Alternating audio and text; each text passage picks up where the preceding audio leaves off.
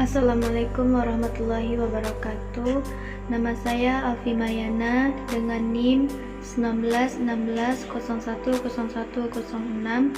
akan membacakan materi yang pertama, yaitu tentang analisis data sebelum di lapangan. Analisis data dalam penelitian kualitatif dilakukan sejak sebelum memasuki lapangan, selama di lapangan dan setelah selesai di lapangan. Dalam hal ini, Nasution tahun 1988 menyatakan analisis telah dimulai sejak merumuskan dan menjelaskan masalah sebelum terjun ke lapangan dan berlangsung terus sampai penulisan hasil penelitian. Analisis data menjadi pegangan bagi peneliti selanjutnya sampai jika mungkin. Namun dalam penelitian kualitatif, analisis data lebih difokuskan selama proses di lapangan bersamaan dengan pengumpulan data. Baik, saya akan melanjutkan penjelasan yaitu soal bagaimana analisis data di lapangan model Mainz and Huberman. Mainz and Huberman 1984 mengemukakan bahwa aktivitas dalam analisis data kualitatif dilakukan secara interaktif dan berlangsung secara terus-menerus sampai jenuh.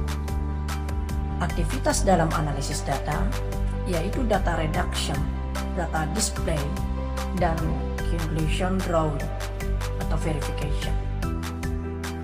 Pertama, data reduction atau reduksi data. Reduksi data merupakan proses berpikir sensitif yang memerlukan kecerdasan dan keluasan serta kedalaman wawasan yang tinggi.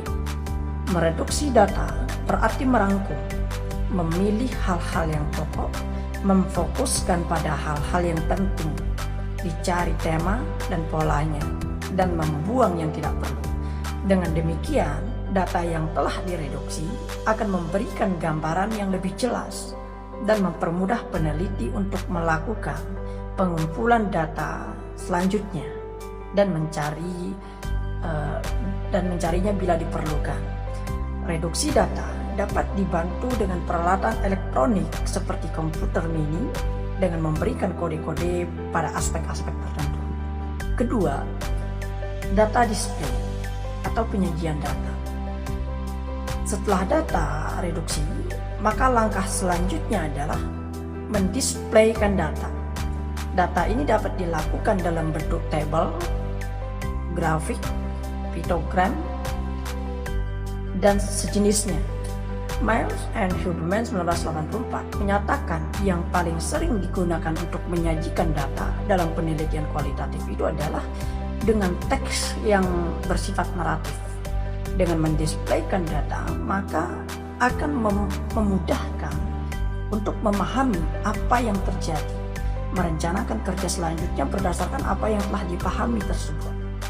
Selanjutnya, disarankan dalam melakukan display data, selain dengan teks yang naratif, juga dapat berupa grafik, matrik, network, dan chart untuk mengecek apakah peneliti telah memahami apa yang didisplaykan. Maka perlu dijawab pertanyaan berikut, apakah Anda tahu apa isi yang didisplaykan? Ketiga, conclusion drawing atau verification. Langkah ketiga dalam analisis data kualitatif menurut Mainz and Huberman adalah penarikan kesimpulan dan verification atau verifikasi. Kesimpulan dalam penelitian kualitatif yang diharapkan adalah merupakan temuan baru yang sebelumnya belum pernah ada. Temuan dapat berupa deskripsi atau gambaran suatu objek atau objek yang sebelumnya masih remang-remang atau gelap, sehingga setelah diteliti menjadi jelas. Dapat berupa hubungan kasual atau interaktif, hipotesis atau teori. Baiklah, selanjutnya kita masuk kepada poin C mengenai bagaimana analisis data di lapangan model Spraderly.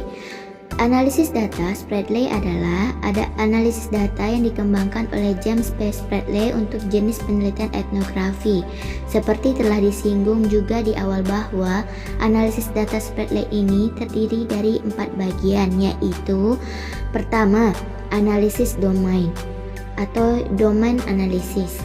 Yang kedua adalah analisis taksonomi. Yang ketiga adalah analisis komponen. Dan yang terakhir adalah penemuan tema-tema budaya atau cultural themes. Berikut adalah penjelasan analisis domain, analisis taksonomi, analisis komponen, dan juga analisis tema budaya.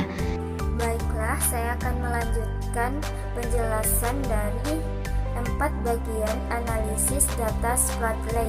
Yang pertama yaitu analisis domain. Analisis domain adalah tahap pertama dalam analisis data etnografi.